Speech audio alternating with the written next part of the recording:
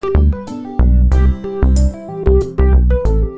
formal mission of U equals me is stated as a movement of conscientious objectors to intolerance, or simply stated, a movement against intolerance. And the exploration of that statement really gets to what are the similarities between people? What do we all have in common? Why are we really equal as humankind? And that's what we're going to explore. This podcast is about exploring conversational thoughts and interviews with extraordinary people living ordinary lives of well-being. Discussions on exactly what well-being means to people day to day, factors that can influence it both internally and externally. We glean insights on how to survive and thrive in feeling satisfied in life with a greater sense of purpose. Guest hosts bring fresh new outlooks and opinions from spirituality, science, worldviews, and standing up and speaking out for what's right.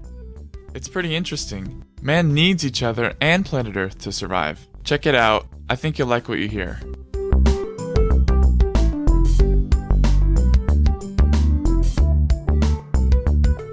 Thank you for being here on the U equals me podcast. I'm Cindy Jarvis, your host for today. And we have started a new series called The Best Advice You've Ever Received. In this particular series, we are gifted with the lessons from ordinary people living extraordinary lives of well-being. A great piece of advice can be a mantra to guide you in becoming the best version of yourself, personally and professionally. Hearing the right words at the right time from the right person can have a tremendously positive effect on our lives. In this episode, we hear from our guest, Kate Groom, a high-level business executive, and after hearing her today, you will know why she maintains a high-level position in her career. It's really fun to talk to her. Hope you enjoy. Here we go. Thank you so much, Kate, for joining us on this early morning for you in Sydney, Australia, and a work day. You're very welcome. Glad to be here. Thank you. I want to introduce you to Kate Groom. Kate lives in Sydney, Australia, and is the co-founder of Franchise Accounting and Tax and the Franchise Accountants Network. And Kate's expertise is in franchise leadership, professional service, and financial management. And I really loved the conversations we used to have when you lived in Seattle. I just found it totally fascinating. And I really appreciate you agreeing to come on today. I know it's early there, and we always thank our family and friends from around the world. And I really wanted our listeners to know that you were real. You're a real person. Yes, I'm definitely real. You have an interesting job working with franchisees, and you have a tremendous amount of experience helping people with conflict. Yes, I do. People in small business, and in particularly franchising, I think, do encounter a lot of conflict and difficulty in their work lives, and it can be a very stressful time. And it's your job to bring a compromise or find a compromise. Yes, it is, and encourage people to think carefully about their business, how they respond to conflict and the kind of difficulties that we have in business in a good way. Yeah, definitely helping people get along and helping them communicate for a more satisfying experience. Yeah, absolutely. You know, Kate, I think that traveling around the world, such as you have, you've lived all over the place. It teaches us so many things about other people, Yes, it does. In a deeper sense that you can't get out of a book, a respect. Yeah, I think that is right. One of the things that I've learned from living in a few different places is that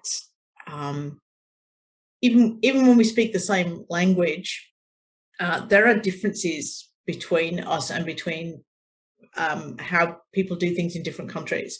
And a bit of experience of working with people from a country that is not the place that you grew up. Really, I think it helps us to be more tolerant and more understanding about our human interactions. And I think that's particularly the case if you've lived in a different country, because you've had to get to grips with things being different. As I say, even when we have the language in common, but the way that people do things in different countries is very different. Yeah. And in fact, in the United States, even the way that people do things in different parts of the United States is different. Right. That's so true. It's so true. We're divided by East and West and North and South. Mm-hmm. I think even without realizing it, Kate, most of us have a cynicism attitudes towards other people. And it's a great shame because we really overlook the genuine kindness in the world that's out there. And it's out there. Yes. It doesn't feel like it, but it is. Yeah, that's right. And I think that most people, very, very, by far the greatest majority of people really do want to be helpful to other people and are genuinely decent and kind. However, the way that we run our lives these days can tend to cover that up, I think. Yeah, it feels like we're having to really look for it these days. But, the coronavirus, which is really interesting because it's global, So we have to look out for our neighbors and and nations and ourselves. And I feel like, as weird as it is, as bizarre as it is, our lives have changed dramatically, but it has also brought us together globally in a way too, I think. Mm-hmm. Yeah, I think that's right. Although here in Australia, we've tended to see ourselves as being very separated from the rest of the world, which I think has given us some interesting challenges. Yeah. Oh, that's interesting. Yeah. Yeah.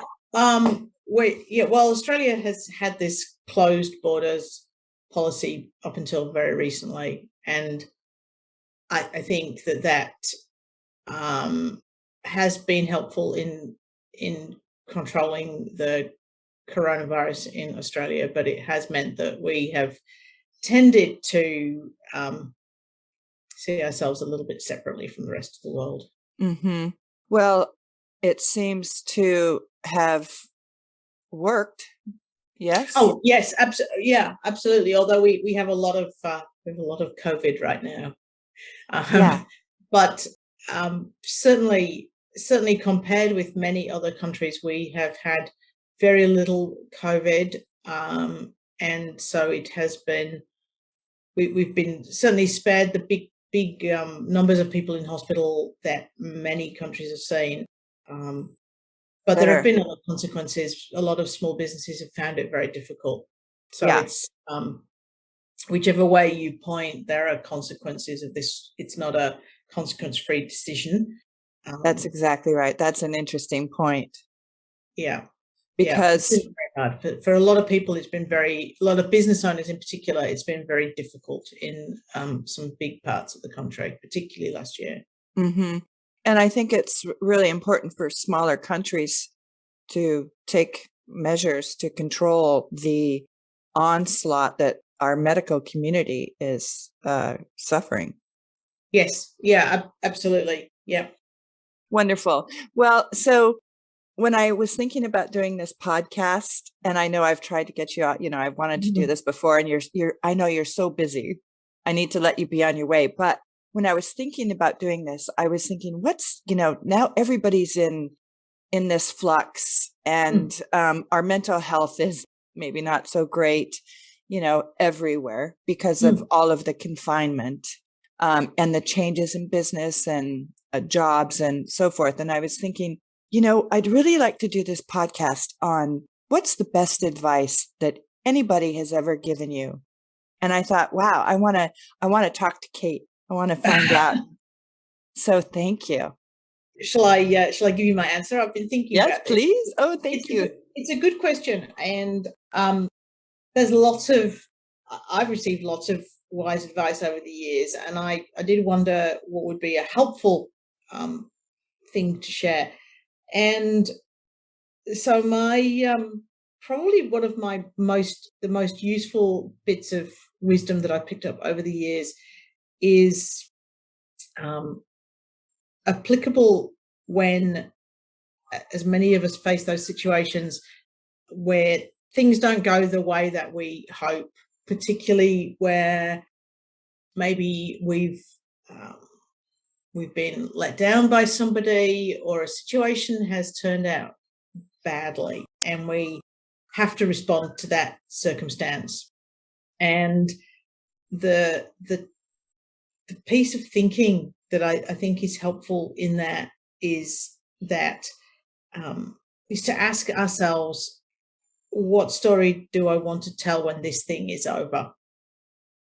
And I think it's a helpful corrective to the human response that when something doesn't go the way that we hope, we have a tendency to want to be angry and grumpy with people and respond in a defensive way to bad circumstances. And I think those things are all very normal human responses, but they're not necessarily helpful. Right. So what's the story I want to tell when I'm through this turmoil or through this? Yeah. Oh, that's fabulous.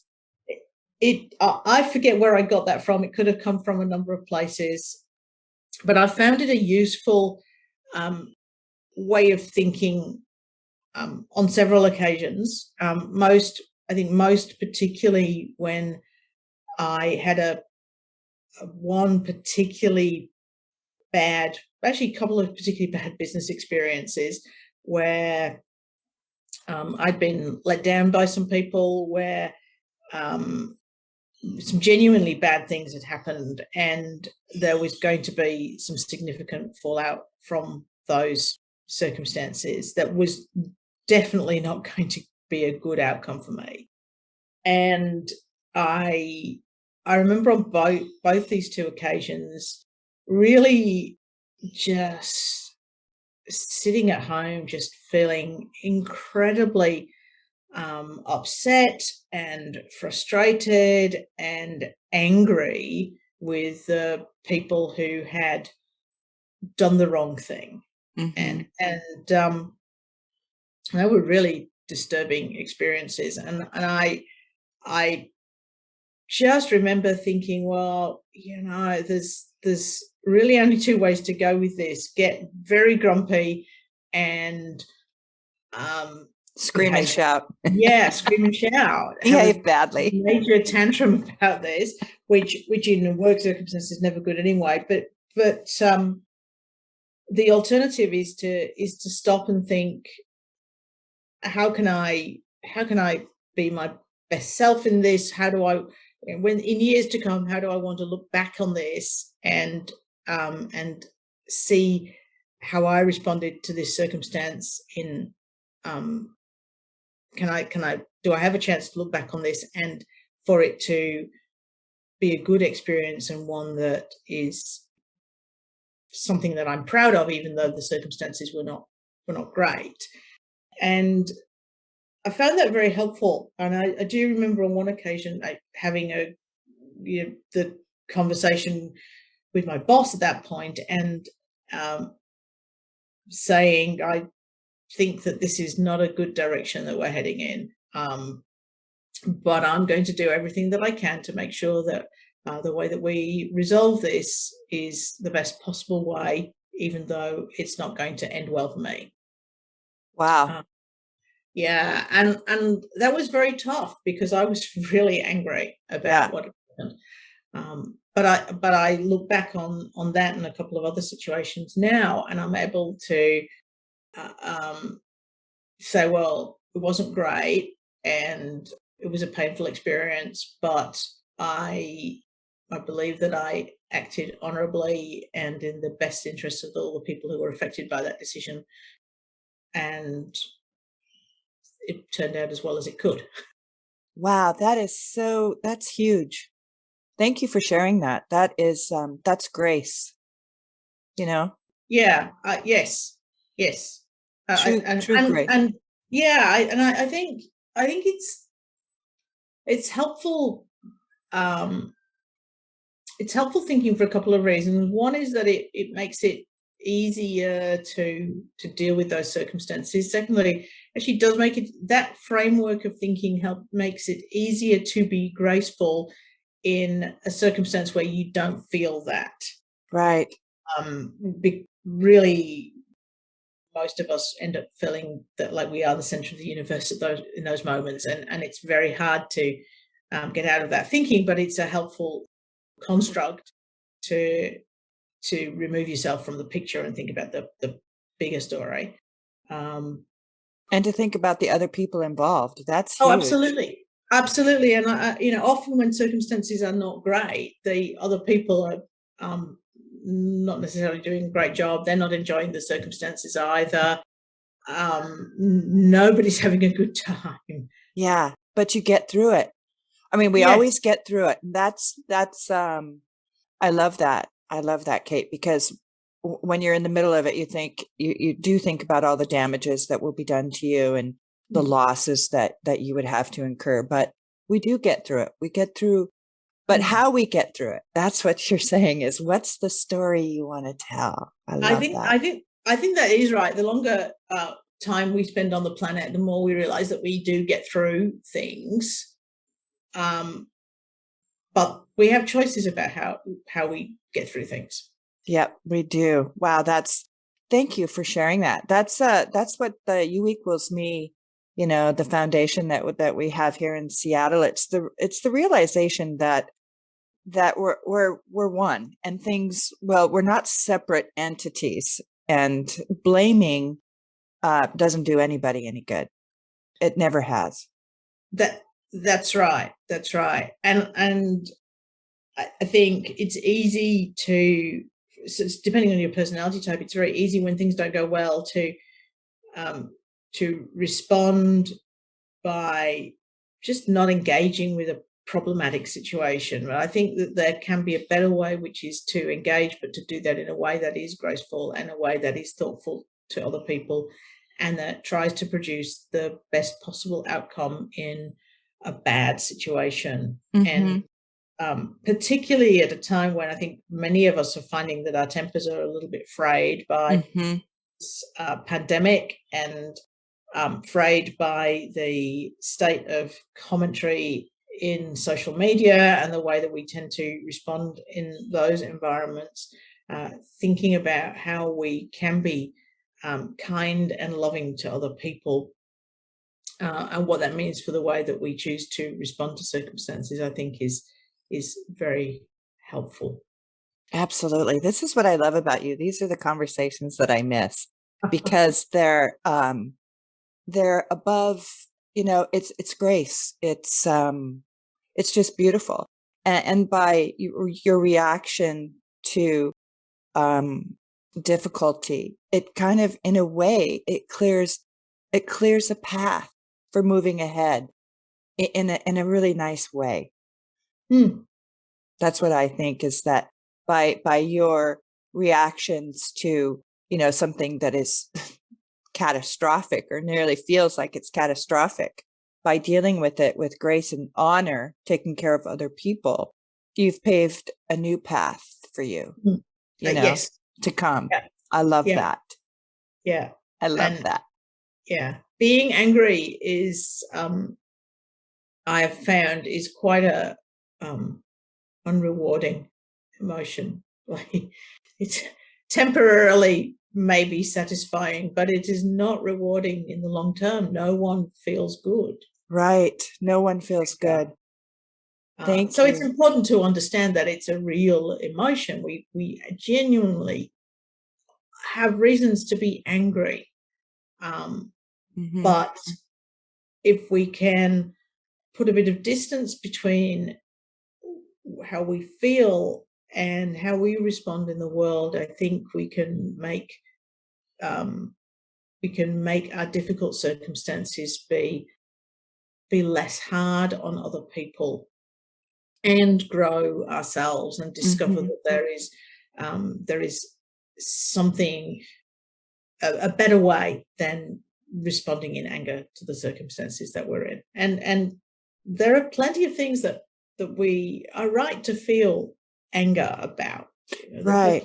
righteous anger. Mm-hmm. But how we respond to that is we have choices about that. Yeah. And we have choices about the wash that we create around ourselves in those situations. The wake. Yeah, absolutely. Wow. Well, thank you so much, Kate, for your time today. I would love to catch up with you again. I'm sorry it's so early for you. It's a work day, right? Yeah, it is a work day, and the way the clocks are arranged at this time of year does make it a little bit difficult. But I'm an early riser, so it works out okay. That's fabulous. I miss you. I miss you too. Yeah. All the best to you, Kate. We'll be in touch. Yes, thank you. And thanks for this opportunity to chat with you. It's been great. I've enjoyed it. Thank you. Thanks for sharing. That's great advice. Great advice. Thanks, Cindy. Okay. Thank you, Kate. Thank you. Nothing that I know of has the power to change us from within like the freedom that comes through grace.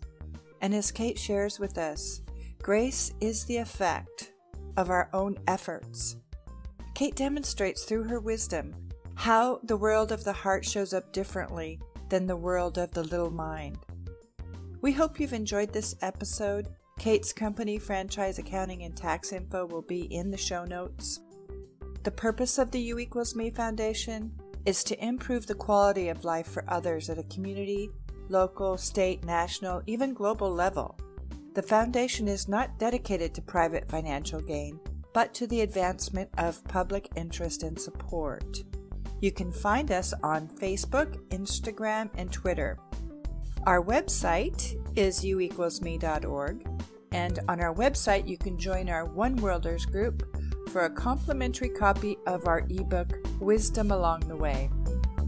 Thanks for listening.